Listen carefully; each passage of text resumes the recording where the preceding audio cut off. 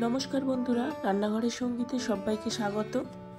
এই ভিডিওতে আমি রং বা আবির তৈরি করে আপনাদেরকে দেখাবো, যেটি ঘরে থাকা কয়েকটি উপকরণ দিয়েই খুব সহজেই তৈরি করে নিতে পারবেন, যা কেমিক্যাল ফ্রি এবং ফ্রি অফ কস্টে তৈরি হয়ে যাবে।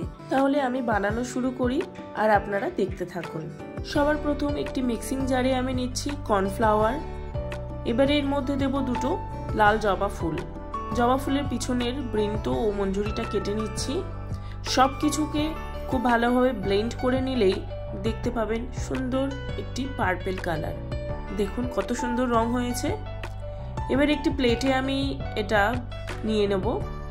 দেখুন পার্পল কালারটা কত সুন্দর এসেছে। এর পরের কালারটি বানানোর জন্য আবারও মিক্সিং জারে কর্নফ্লাওয়ার আর কয়েকটি জবা ফুলের পাতা নিচ্ছি। সবকিছু ব্লেন্ড করে নিলেই দেখতে পাবেন সুন্দর সবুজ রং। এখানে জবা ফুলের পাতার বদলে নিম পাতা অথবা পালং শাকের পাতাও ব্যবহার করা যেতে পারে।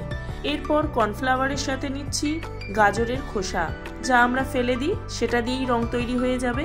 গাজরের খোসাটাকে নিয়ে ভালো করে ব্লেন্ড করলেই দেখুন অরেঞ্জ কালার তৈরি হয়ে গেছে। আমি এখানে তিনটে রং আপনাদেরকে তৈরি করে দেখিয়েছি। দেখুন কত সুন্দর কালার এসেছে, একদম কেমিক্যাল ফ্রি আর ঘরে তৈরি কয়েকটি সাধারণ উপকরণ দিয়েই তৈরি হয়ে যাবে। সামনে দোল পূর্ণিমা আসতে চলেছে, আপনারা কেমিক্যাল ফ্রি এইভাবে রং তৈরি করেই দোল পূর্ণিমাটাকে এনজয় করুন।